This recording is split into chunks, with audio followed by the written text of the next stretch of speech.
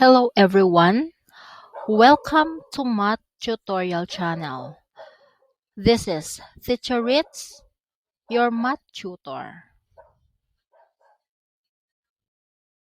Our today's topic is about addition of polynomials. So the first given is 3x squared plus 2x minus 3 added to 5x squared plus 3x plus 5.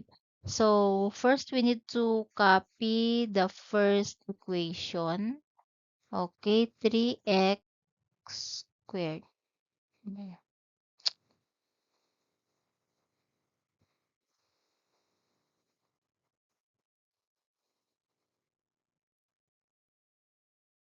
3x squared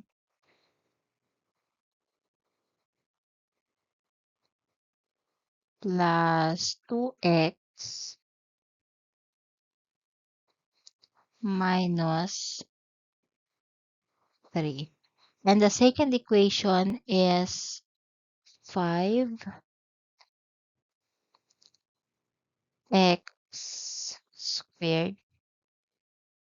Dapat nakatapat siya sa 3x squared kasi magkaparehas sila ng variable at the same time magkaparehas sila ng exponent. So, ibig sabihin, they are similar terms. So, ang tawag sa kanila, similar terms. Okay? Plus 3x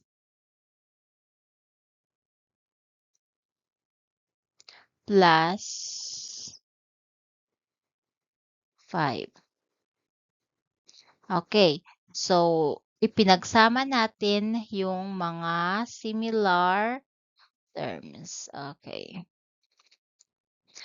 So, 3x squared is similar to 5x squared since they have the same variable, which is x, and they have the same exponent, 2 or squared.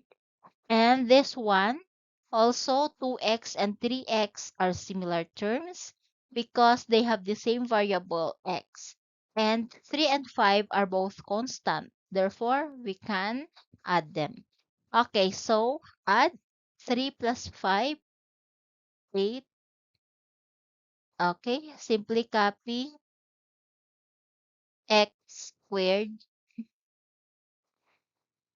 plus 2 plus 3 since they are both positive, so their answer is also positive. So since the answer is positive, so we use addition, okay, plus 5x,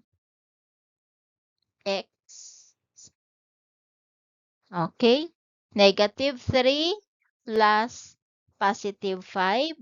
So the rule is adding unlike sign, subtract, and copy the sign of the bigger number. So 5 minus 3, 2, and the sign of the bigger number is positive. Therefore, our answer is positive 2. Since our answer is positive 2, we use addition plus 2. So this is our answer now, 8x squared plus 5x plus 2.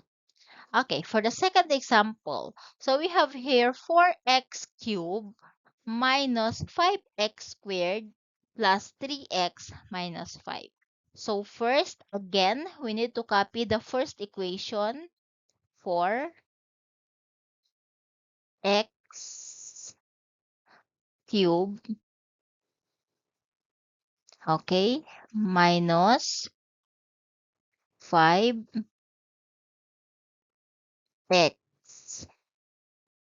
squared plus 3x minus 5. Okay. For the second equation, we need to look for the similar terms. So 3x squared is similar term to 4x. 3x cubed is similar to 4x cubed since they have the same variable and the same exponent of their variable. So we have to copy 3x cubed, okay, align to 4x cubed, okay, 3x cubed, okay, 4x, okay, we we put 4x under 3x because they are similar. So 4x, okay. And then plus, copy the plus sign. Okay.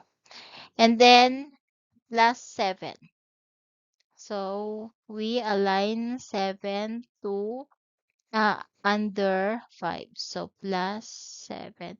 Pasensya na po kayo sa aking sulat dahil hindi ko pa po kabisado yung gumamit ng pen tool. So, hayaan nyo, later, madidevelop ko din ito. So, since walang similar term si 5x squared, so we just put 0. So, plus 0. Okay. So, we can add them together. So, 4 plus 3. So we have 7. Copy the variable and cube the x squared. Okay, copy x squared. X cube, brother. Sorry. X cube.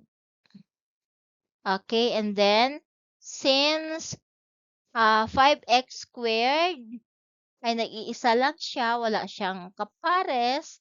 So, we just bring down, okay, minus 5x squared.